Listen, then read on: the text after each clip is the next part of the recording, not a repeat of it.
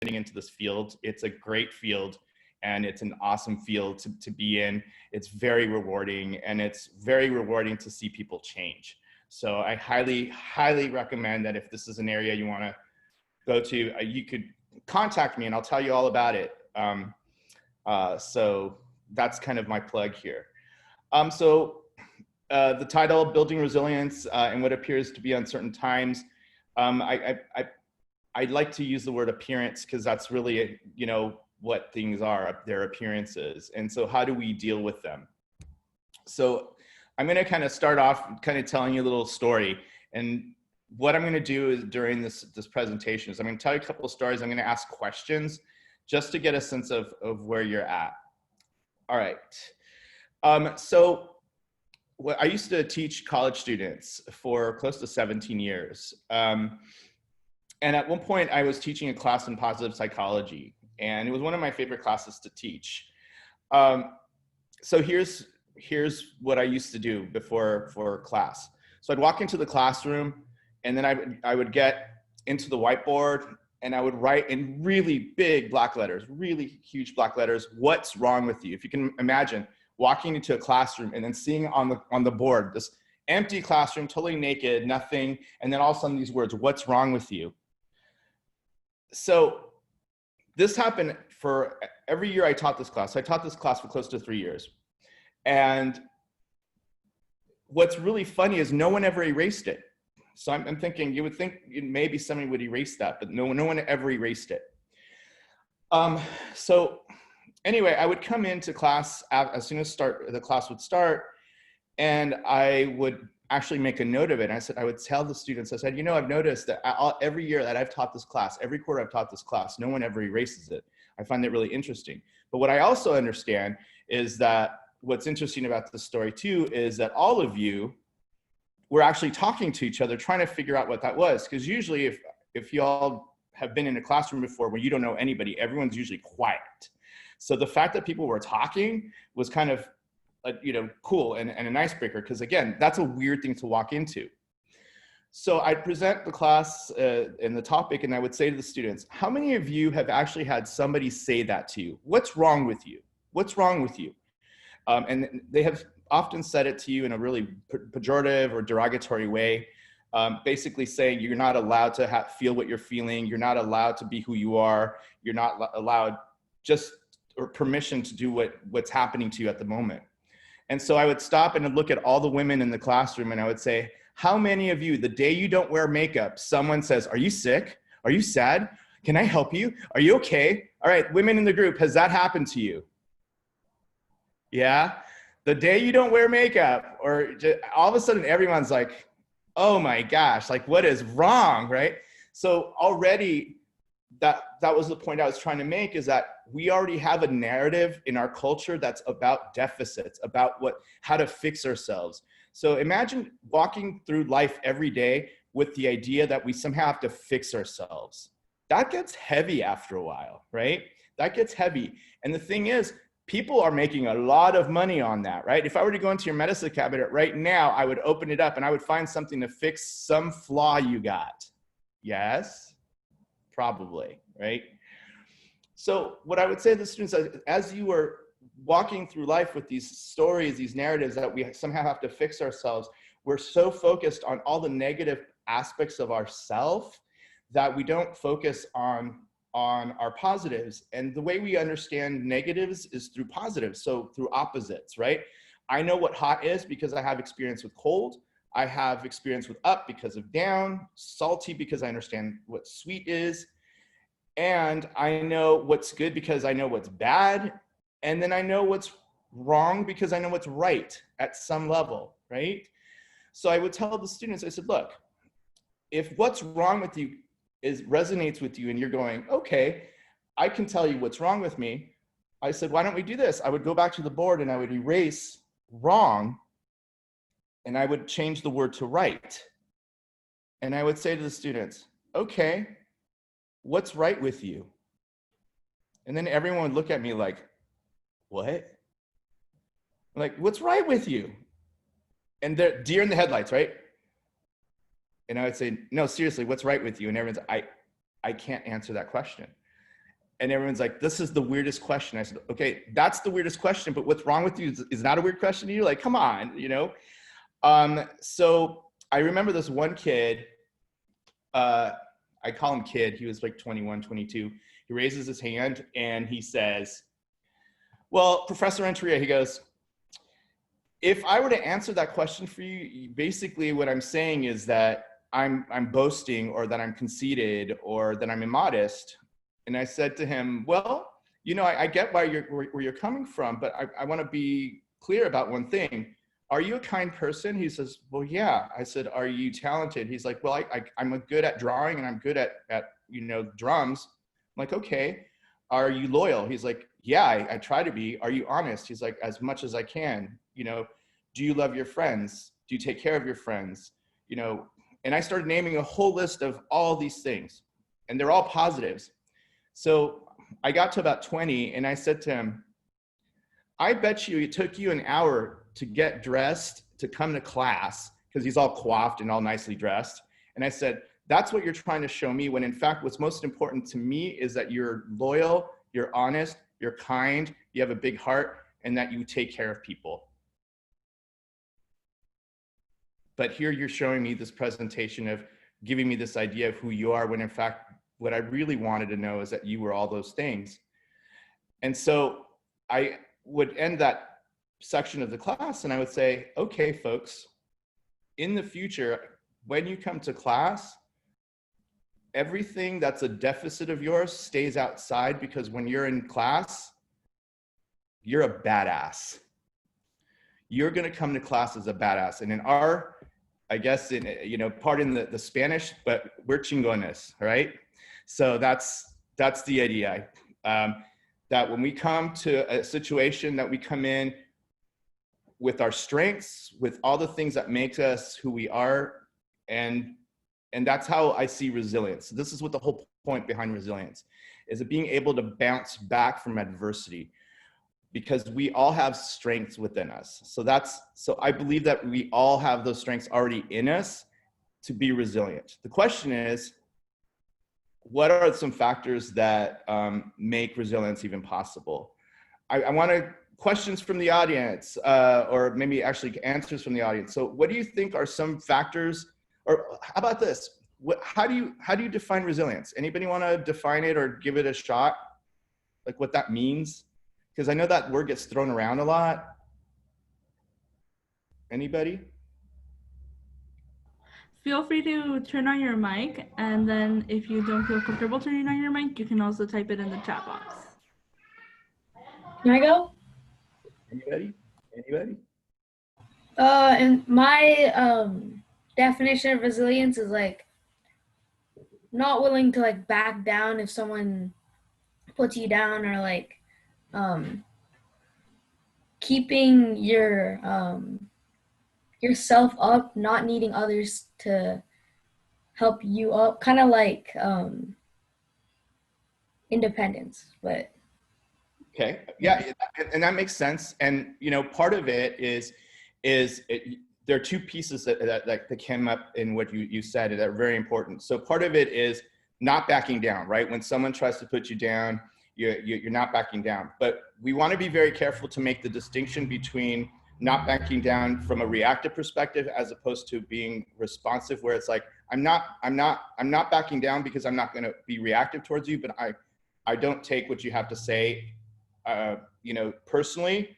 I'm just going to live my life as authentically as possible. Because I think what happens sometimes is people will see resilience as like being able to fight back. And the whole point behind resilience is not to fight. We're trying to take the violence out of it, if that makes any sense. mm-hmm. Okay. So that's why I made that little nuance.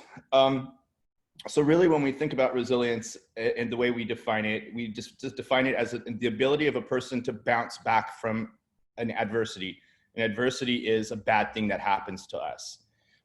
And the way we learn how to bounce back from an adversity is not so much in the way that,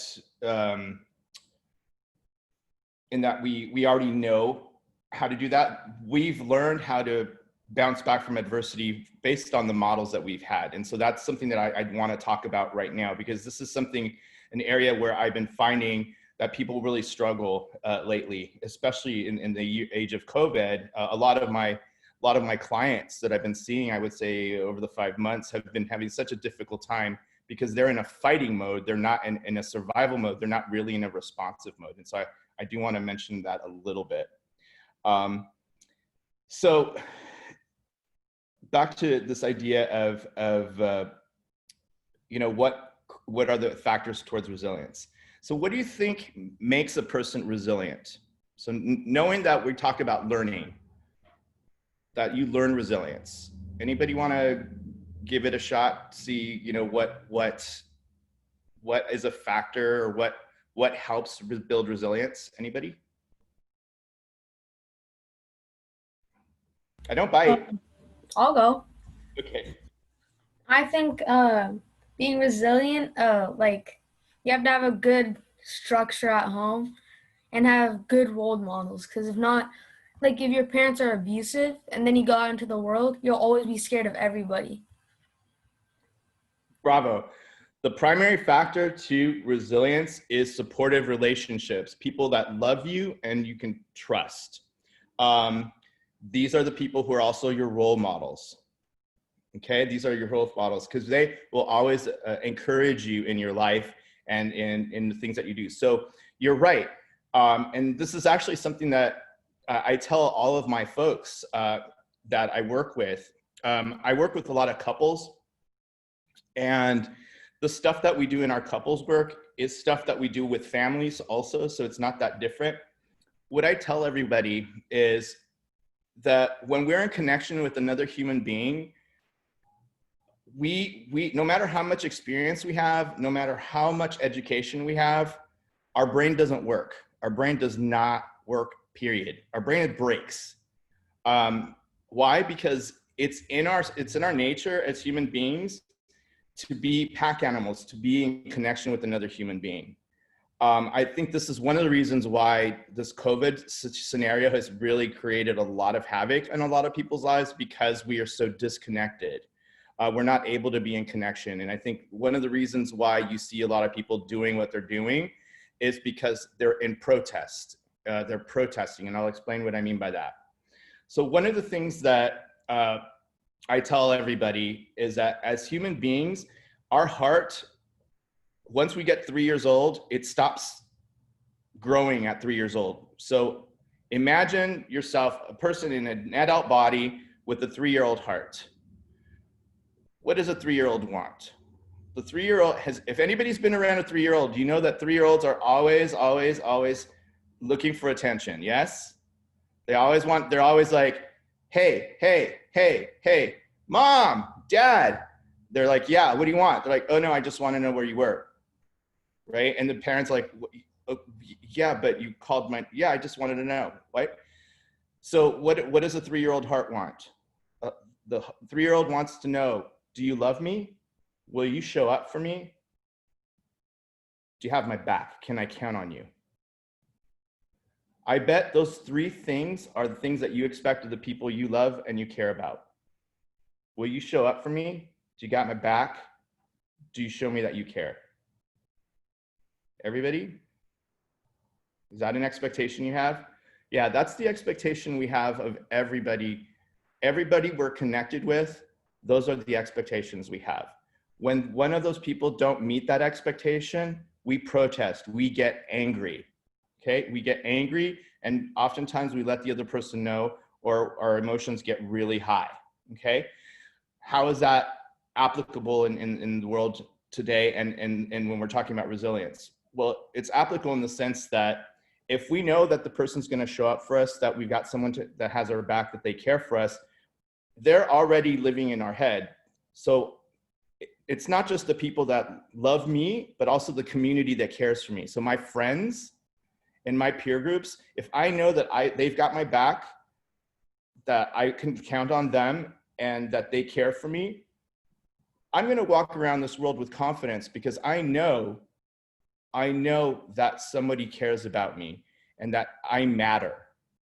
So in a lot of ways, we can say from a maybe metaphorical perspective, the protests that we're seeing out here today has a lot to do with the fact that people don't feel like they care about them, that no one's got their backs, and that people are not going to show up. So we're seeing the other side where people are starting to say, look, I'm going to show up for you. I'm going to be there for you. I want you to know that I care.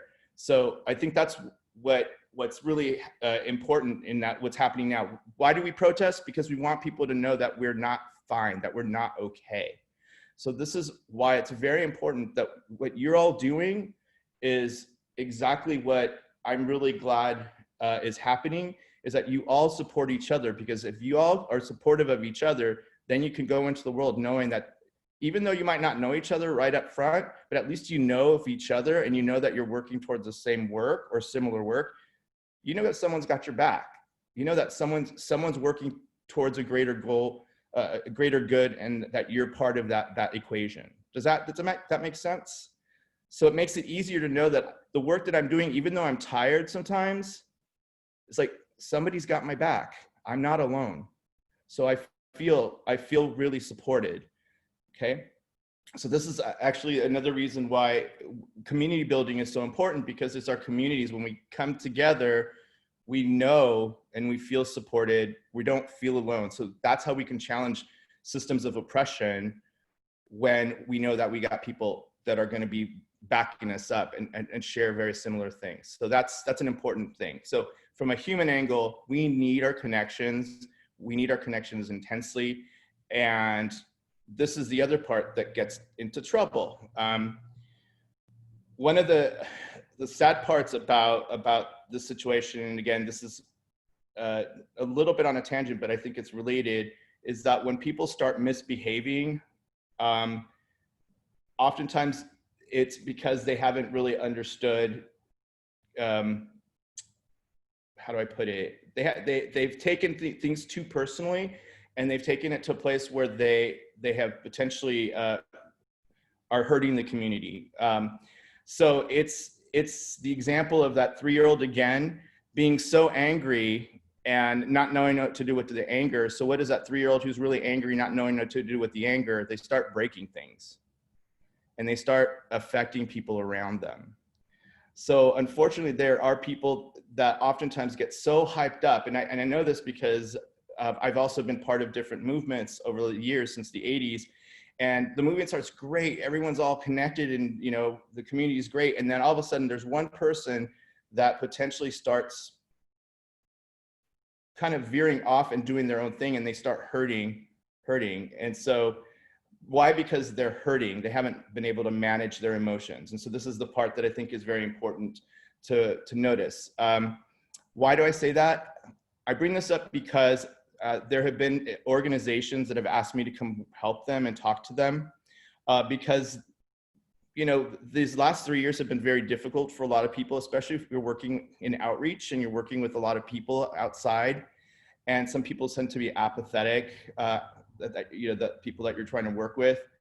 And so it starts to affect the morale of the people that are actually in the organizations themselves. So people come to work, they're in bad moods. They're not feeling really good. They're feeling like, they're feeling almost defeated. And so when you all start coming into work, or you start hanging out together in that kind of mood, what do you think starts to happen? Anybody?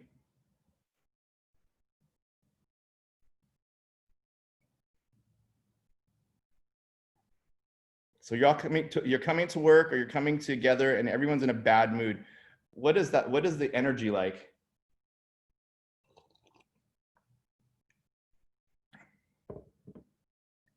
I hear crickets. Negative. Yeah. Negative. Yeah. They're negative energy.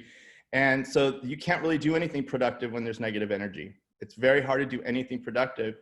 And it becomes a situation where people become negative towards each other, right? Because what they're experience is a form of depression, right? They're feeling beat down. They're feeling the weight of the negativity. And so what I've been seeing lately in this whole COVID scenario is the family systems are starting to feel the weight of this too. And so everyone's cranky and scared. And in many cases, they come home cranky and scared, and then people start reacting to each other.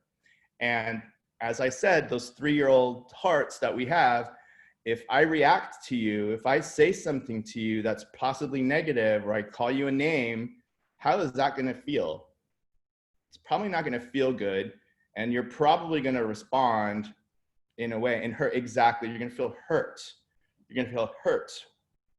And sometimes what happens is they feel hurt, and then the person will hurt back. And then you got this negative cycle that happens. And so that kind of goes against the resilience model that I'm talking about. So why am I bringing this up? I'm bringing this up because one aspect of resilience is emotion regulation. And maybe I'm using the term too, it's too, psychological, but it's a term that we use.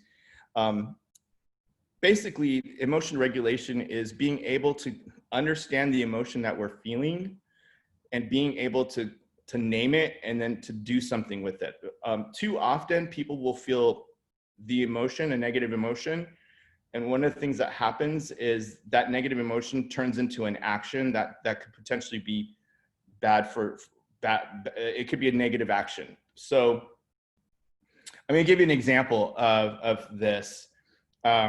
So I had a situation where I had a family that I was working with, and this family, they had a tendency to always argue, and when they would argue, they would call each other names. And so what would happen is they would bring the 14-year-old to me and would say, "Oh, could you fix my son?" And so I was like, okay, all right. So I got to know this kid, really, really great kid, really, really just fun to work with. And I realized the problem wasn't the kid, it was what was happening at home. So the parents weren't very resilient. The kid wasn't very resilient. They didn't really have the tools, okay? What was really funny is that the kid would just come in and hang out and actually just be able, try to just talk about his emotions, because he wasn't really allowed to do that at home. So one day we invited the parents into the office, and they both sat across from each other, and the kid was kind of in the middle. And at what point the mom started telling me how wonderful she was as a mom, how she did everything. I'm sure, some of you, if your parents were to say, what kind of parents they are, they'd be like, "Oh yeah, we're wonderful parents. We do everything for our kid." So she was just telling me why she should get Mom of the Year award. And then she turned around and she says, "Yeah, and this kid's so ungrateful. He's such a horrible kid." I mean, just basically tearing him down. And I was kind of in shock. And then the dad chimes in, totally in shock. And I'm thinking, and these parents wonder why this kid's not doing well in school, because he's getting beat down constantly. Of course he's not resilient. So I stopped them right there and I said, as the kid's shrinking, and I said to him, I said, "I want to do an experiment." I said, "I want to do an experiment. I want you to do what you would do at home if something like this happened." So I looked at him and I said to him, "You're a jerk." And he looked at me again, straight in the eyes, and he looked at me, he goes, "Have you looked in the mirror?"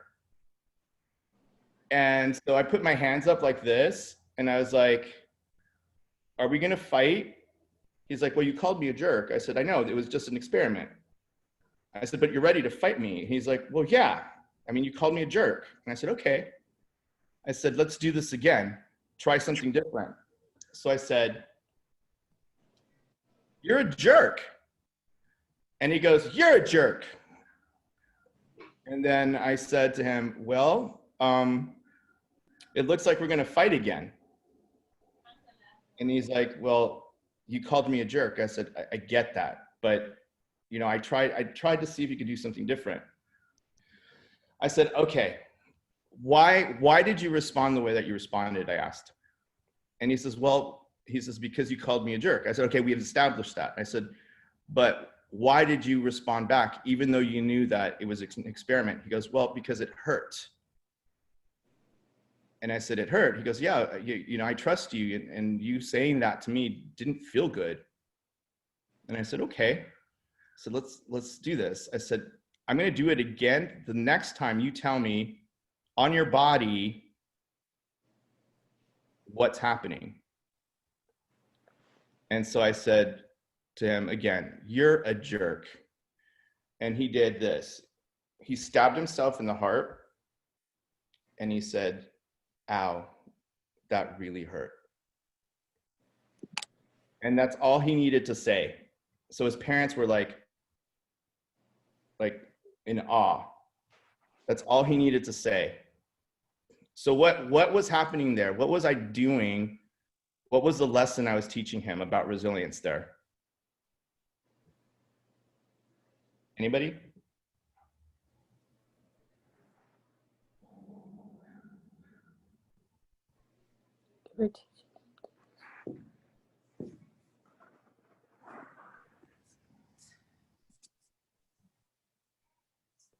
Okay, so yeah, exactly. Okay, so I got some answers here. Yeah, to look at his body, to understand how the body, his body was responding, and to understand that that was an injury. Because what I said to him afterwards is, I said, "Are we gonna fight now?" After he said, "Ow," I said, "Are we gonna fight?" And he goes, "No." He says, "I feel like we're gonna talk about this. You're gonna, like, you actually saw what happened." So part of teaching him resilience was teaching him to regulate his emotions, basically saying, when you are hurt, when you're feeling a negative emotion, instead of reacting, you're problem solving at that point. So what he did was, by showing his parents that that hurt his feelings, he was ready to problem solve with them. So when you're getting it, so this is a good example of when we're dealing also with other human beings, not just our family members, but our significant other, our boss, a coworker. If someone says something to us that doesn't sit well, if we're able to go, hey, that didn't feel good. Here's what my expectation is. Remember those three things that we want from someone we're in connection with? Do you got my back? Will you show up for me? You know, do you care about me? And again, it doesn't have to be about love, but you have those three possibilities. And so if the other person does something and I say, hey, that didn't feel good. That didn't feel fair, or that didn't feel right. And here's why, here's why that felt this way. I'm being responsive there now. I'm actually asking to build something with the other human being. Does that make sense? I'm asking to build something. I'm not asking, because if I said, if I blew up at the other person, how likely is it that they're going to want to collaborate with me? Not at all. Exactly. Not at all. They're going to shut me out. They're going to put up a wall. And if anyone's ever done that to you, I think all of you have probably had this experience. When someone like bites back or fights back, your resistance go up. You have no desire to work with that person because your emotions are so high. And so the idea here is learning. So part of learning this, and this is a hard one to do. This is something I work months and months with the people that I work with, is teaching them to take that step back, check in. What am I feeling? What am I feeling? And then let me understand, give it the name, because once I name it, I tame it. If I name it, I tame it. And so now instead of reacting, I'm responding. So that's the difference. So an example, someone again says something that's hurtful, and I felt the sting, right? It didn't feel right. Take a step, take a moment, name what it's feeling. Look, I feel disappointed, I feel sad, I feel surprised. I might feel all those three, and I'll say to the other person, I feel disappointed and sad and a bit surprised that you would do this, or you would say that. This is what I need from you. So what you're asking is, you're teaching the other person how to show up for you, or how to support you. At that point, if the person's got your back. Otherwise, that's the person you don't want to hang out with. So part of being resilient is being able to ask for what you what you need. So again, just to summarize a little bit of what we were talking about. So resilience is the ability to bounce back from an adversity. But in order for that to happen, we need factors that are protective, which is people that we love and care and trust that make the foundation. The second part is the emotional, being able to check in with our emotions and know what the emotions are and to be able to ask for what we need. All right. The third part to resilience is our ability to take something negative and understand how we can make an opportunity of it. So it's basically the making lemonade out of lemons, right? When life gives you lemons, make lemonade. The idea is, okay, this didn't work out the way I wanted it to work out. I'm not comfortable. I'm not happy about this. What can I learn from this? So it's almost like you have this attitude of what can I learn from this? Someone said, just give me a second. There's a really good question that came up, and I will address that in a little bit. Okay. So the idea here is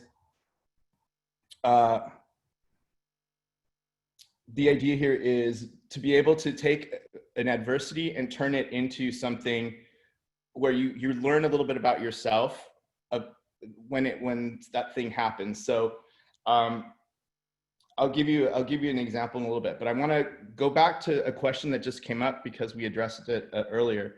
So the question is what if we recognize these emotions but do not feel confident in bringing it up or communicating your needs to the other person? Okay, that's a really important question, and I think it's a very good question in relation to that.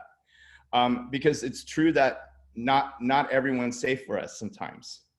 And so there are a couple ways to get around that. First of all, in those cases, when we are recognizing these emotions, and just like this kid, as an example that I gave, he didn't tell his parents what he was feeling because he couldn't, right? They were not going to recognize it because mom and dad were mom and dad. So they didn't see him as another human being. They saw him as their kid. So I'm the mom, I'm the dad. So what I say goes, right?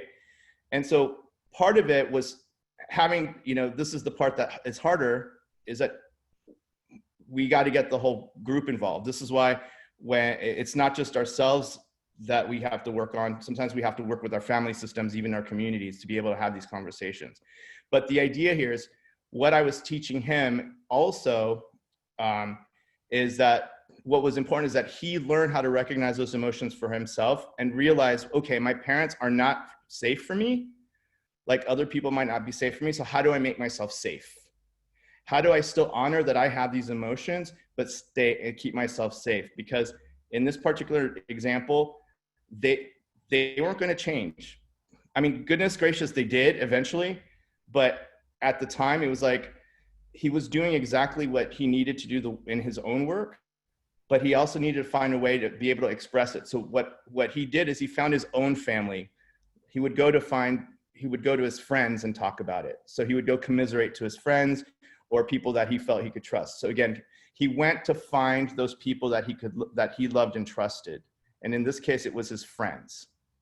So in those cases, when you're learning to recognize those emotions in you and you can't tell that person or that individual, again, it depends on the context. If you're at home and it's really hard to talk to, family members, find somebody you can trust that's safe for you to be able to generate those emotions. Okay. This is also an important question because if it's related to a relationship, this is the time, and this is a time when you need to end that relationship. If you don't feel safe telling the other person what you feel and what you need, and the other person will not abide, that's a dangerous relationship to be in, if that makes any sense, because that person doesn't answer those three things. And so at some point we can even talk about maybe today is not the possibility, but looking at healthy relationships, what healthy relationships look like. And, you know, if you can't get those three things addressed in the relationship, that's probably something you want to look at closer. But that's like a longer, deeper conversation. But I think what's important though here is, again, finding that safety, finding those safe people. So whether it's community. So for example, there are some folks I've worked with where, you know, home life isn't safe. So they found people to be safe with. So people who maybe were substance users or were alcoholics, well, they weren't really getting the support at home and they wanted to stop using. Well, they found a community that would help them get through that, that gave them the support. So it helped them build the resilience. So that's an example. That person went to go find safety with another family. And I say family that they chose, okay? So I think we got all those pieces done. Okay, the last piece is optimism. I was working with La Resistencia. I don't know if you all know who La Resistencia is, but La Resistencia is Maru Mora is one of the founders of La Resistencia, and she works with a whole bunch of other folks that work with people at the detention center. And so I've been training them on mental health first aid because there's not a lot of mental health workers to help a lot of people there. And they, you know, a lot of the people that are at the detention center, they don't want to talk to the mental health workers there because if they have like suicidal ideation or something's coming up, they'll either throw pills at them or they'll put them in isolation, which is worse for them. So I've been training the volunteers to basically do, you know, identify mental health issues and how to be able to talk to somebody, you know, who's having a mental health crisis, and essentially teaching some of these things that we're talking about here. Because when you're in that detention center, you don't know when you're going to come out. You don't know what the outcome is. So you want to help people stay strong, because what they want to happen in the detention center is they want to break you down.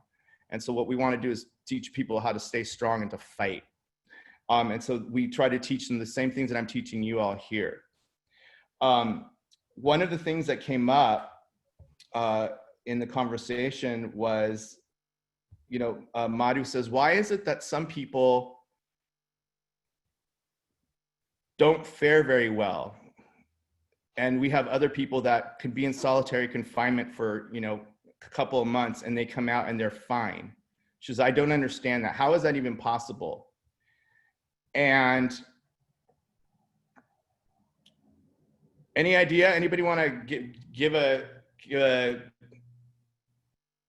your impression, like what made it possible for the person who was maybe in solitary, capable of like withstanding that, whereas somebody who's not had any of that not fare very well? Anybody want to try to take a guess why that happened? Why that happens?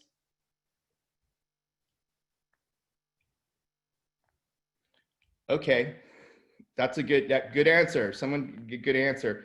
Their mindset and the idea of how resilient they are. That's exactly it.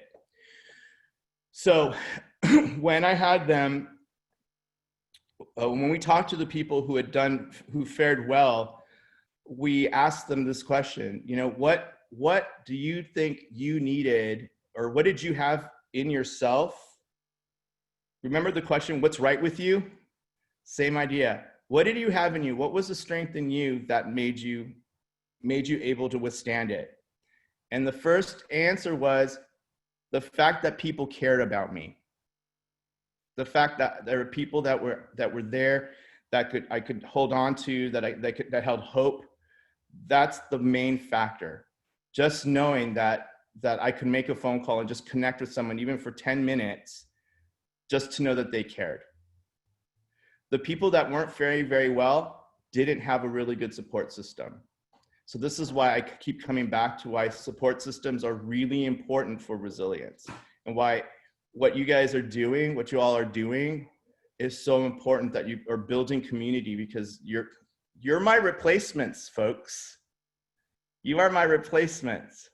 And I want to know that our Latinx community is going to be badass and is going to be doing some great work for the future of our communities.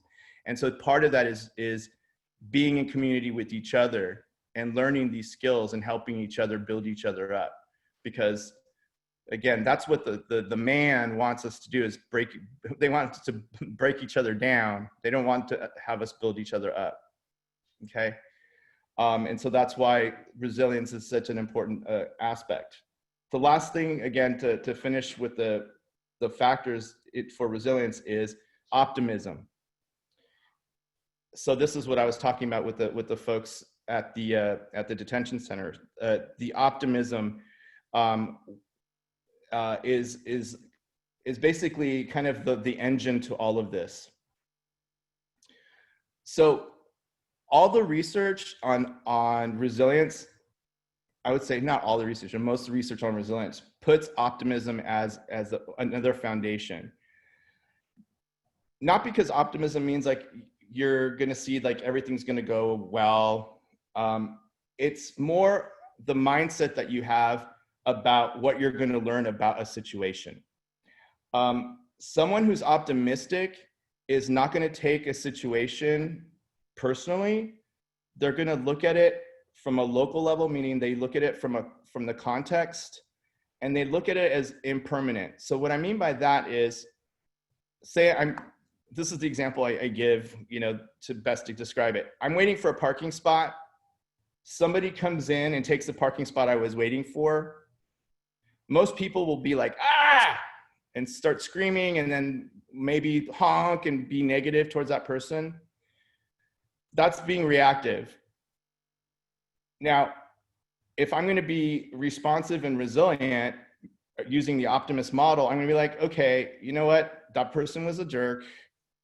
It's not like it happens every day. I'm not going to really, the world didn't end. So I'll just go, put in more steps or something. So I'm still feeling mad, but I'm not behaving. I'm not doing a behavior that keeps me mad, because I let it go at that point. So part of an optimist approach is when a bad thing happens, you look at it, take a step. Okay, what's my emotion? What am I feeling? Let me name it. Let me understand it. Is it the end of the world? No, probably not. So I'm going to do something different with that information. And so it's just a quick steps. We call it the ABCs. So the adversity, which is the A, the bad thing that happens, the B, the belief and the behavior, and then the consequence. So the adversity happens, the behavior, I stop it, I change it, and the consequence is not one that's going to be negative to me. So basically, I may have been angry for a second, but I shrugged it off because in the end, it wasn't a big deal. Okay. So there you go. So someone who's pessimistic, it does the opposite. They take everything personally. They use words like always and never. And they say things as permanent. So in this example, this person could be like, this always happens to me when I go shopping. Someone always cuts in, people are just bad. Why does this always happen to me? So as you keep thinking those things, you're getting into the depths of despair. You're feeling depressed. You're feeling anxious. And so that's often what anxiety and depression are, is that you're overthinking and you're taking things too personally, and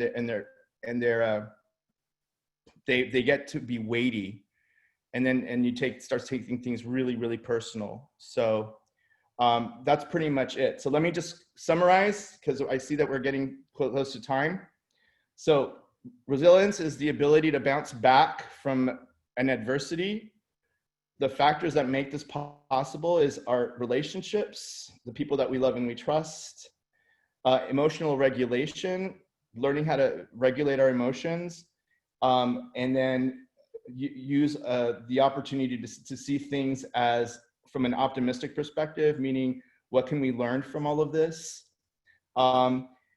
Because again, this COVID thing is even though we're in it all together, and it's going to be a long time and a long process, we can get through it. Part of it is doing what y'all are doing right now, is keeping connection. That's probably the best way that we're going to get through it, is if we somehow all just keep in connection, and talk to our friends, talk to the people that we care about, and just reach out as much as we can, just so that you keep that connection going. Getting angry is not going to be productive. It's just not. The whole system of the media is designed to make us upset and to keep us upset. I'm not saying don't be angry and go it's important that we protest, we show our own protest, and we show our own, but if we do it with anger, they've already won. Why do I say that? Because it's so, in Spanish, desgastante. It wears you down. Anger wears you down. So we want to take that frustration and be positive with it, be resilient with it. Name it. Yeah, I'm angry about the situation, but I'm not going to let it lead me. I'm not going to let it weigh me down. I'm going to use it as an energy. I'm going to use it for power, for empowerment. And there you go. That's kind of my spiel. Any questions, any comments, any debates, any like, Lonnie, you're crazy? Yeah, thank you, Lonnie, everyone. Let's use our reaction button to give Lonnie applause for his sharing his knowledge with us. And yeah, we could do 10 minutes of questions. If anyone has any questions for Lonnie that you want to ask, feel free to unmute yourself or send them to Lonnie directly through the chat so he can answer your questions. You can also send them to Juan Ibarra. I believe he may have some already.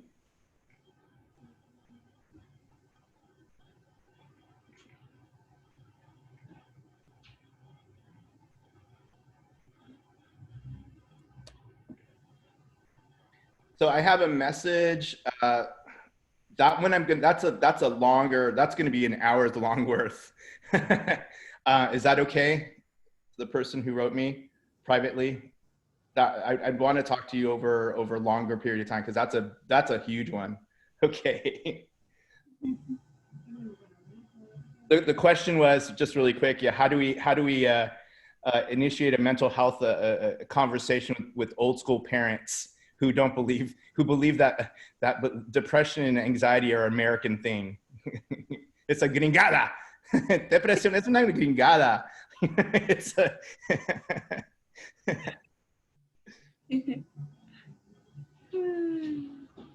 Anybody?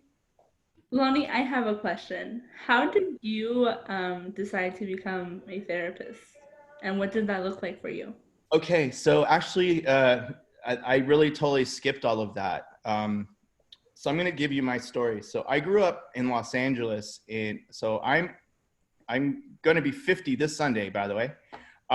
So I grew up in 1970, in the 70s in Los Angeles. Los Angeles, California was very segregated.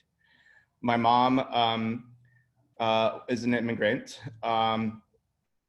And we grew up in a largely Latinx community, fairly poor. So El Barrio, I grew up in El Barrio. What had happened was we had all the adversities that now we know that from studies, that,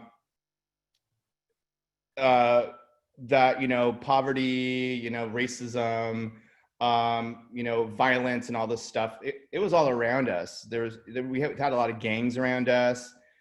There's alcoholism all over the place in my family, not in my family proper, but like my uncles and other people. So all those adversities were related to the fact that there's like systemic trauma that these people were dealing with, that just no one really know how to deal with it, right? Racism produces a traumatic response. I mean, that's just the reality. So you're always on your guard. Well, that affected me. I have PTSD. I have PTSD from growing up in Los Angeles. And you know, and I'm very open about it. PTSD and depression, very, very much because of the environment I grew up in. The thing at the time is I didn't know that was happening. I just knew that I was the bad kid. I was the kid who was acting out. And so I was the one getting in trouble at school. And so I got labeled the bad kid.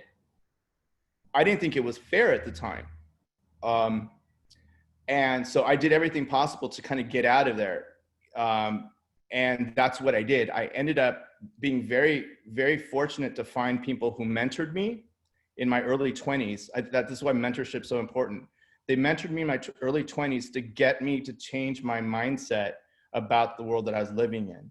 Because if I had continued that way, I probably would have been in a very different space. And it's in my early 20s where I got very active, and I decided that I wanted to pursue things that made me happy. Because I wasn't resilient. No one taught me to be resilient. And so I ended up spending a lot of time in therapy myself, and realized like my strengths and why it was important that I use my strengths to build the person that I am today. And so at that point, I decided to go more into the teaching route, which I did, and eventually wanted to do more in psychology, because I realized, especially having moved to Washington, that there weren't enough people to help the community. And the community was really, really, especially now that I've been working with a lot of immigration cases over the last couple of years, a lot of the people end up in immigration proceedings because of a mental health issue. The thing is that the legal system doesn't recognize how mental health impacts folks. And so these poor folks are in the detention center because no one ever handled or dealt with their mental health, you know, that got them in trouble in the first place. And that's really sad. And the thing is, the judges and the prosecutors don't care about that. They don't see that. And so I felt it really important to be able to start getting out there and trying to help people and families to basically avoid this situation. And so this is the reason why I keep doing this plug, that if you all, at some point, it's a really rewarding work. If you know, it's 2 years is great. 2 years of master's work, and then some time to like get your footing. You will always, as a Spanish speaker, mental health provider, you will always have a job. I will tell you that right now, because they are so desperate, and it's a good job. It does really well. So just something to think about, because oftentimes people are like, oh, this might seem like a hard job. It's like, it is, but it's rewarding when you see the amount of good it can do. And so, yeah, that's the reason why I ultimately ended up going into this field, because I wanted to help my communities, but also a lot of the folks that I work with are people who are marginalized. So I work with a lot of Indigenous and African Americans too. So we have very similar experiences in terms of, you know, dealing with depression. And so a lot of the therapists don't really know how to do that, because they haven't really been trained, because they're not coming from oppressed environments. And that's another reason why it's hard to find a therapist, because people of color aren't always, what's the word I'm looking for? Trusting. So that's kind of the reason why I'm doing this, or why I do it. Awesome, thank you. I have a question. Is there any other questions that you've been getting from the youth?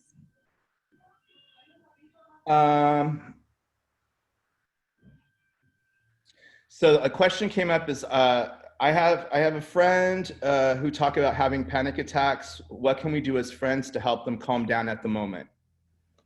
That's a very good question.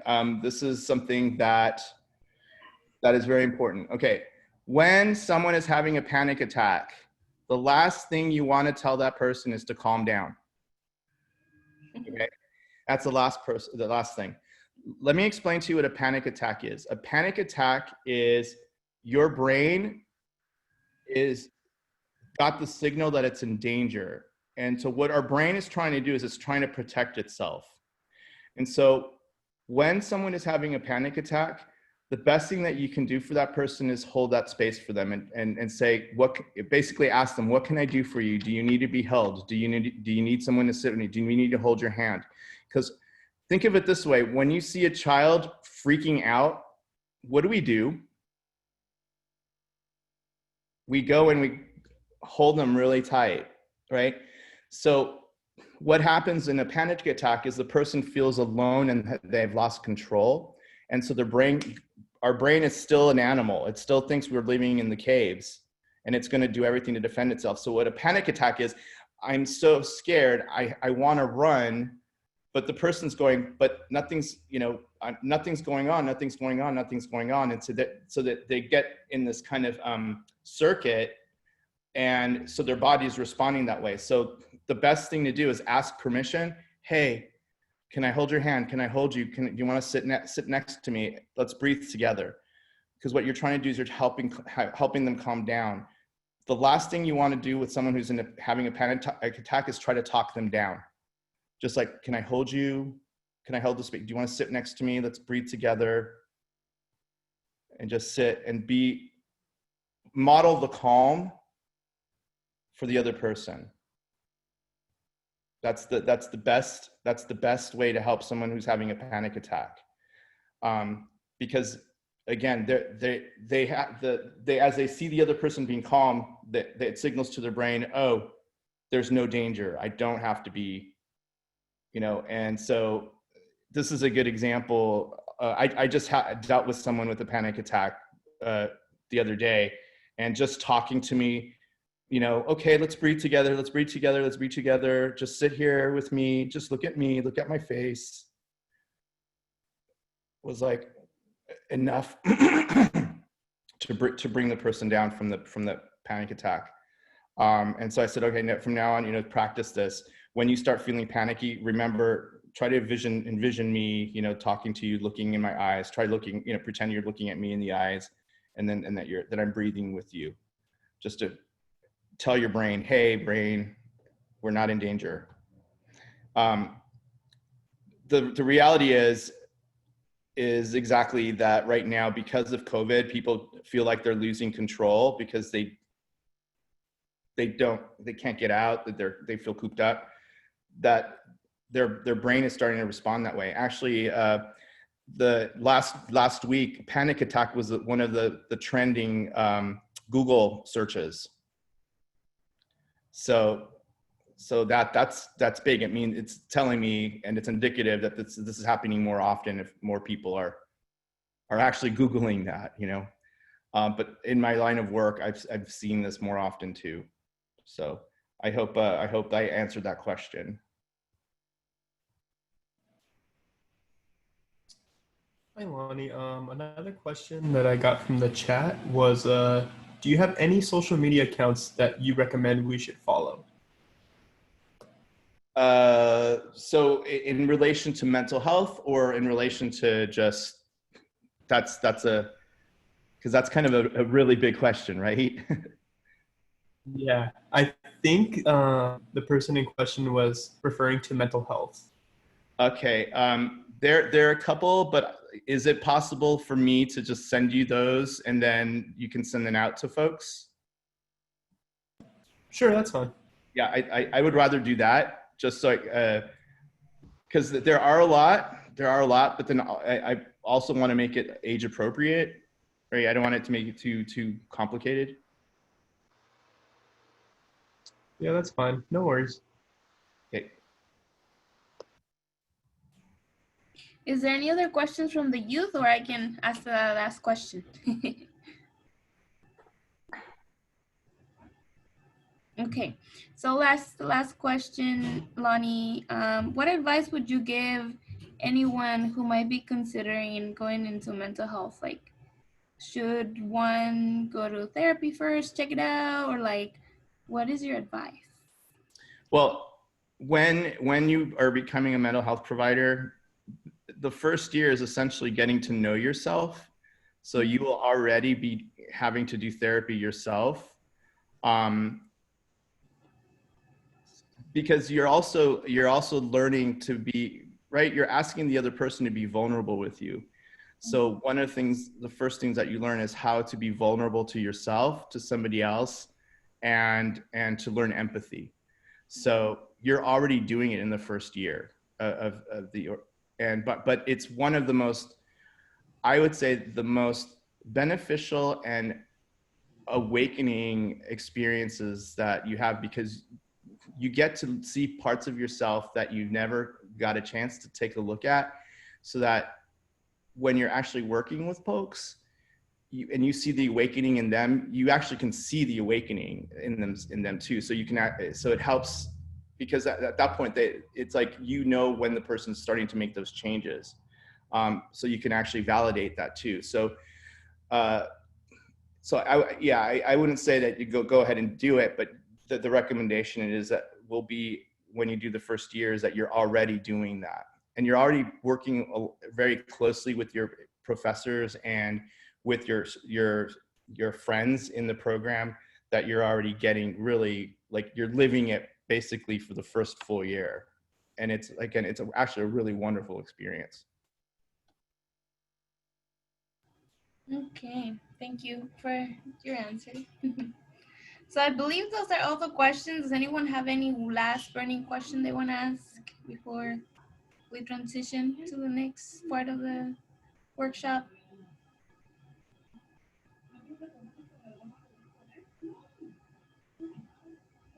Okay, I will take that as a no. Yeah, okay. Well, help me give Lonnie another round of applause.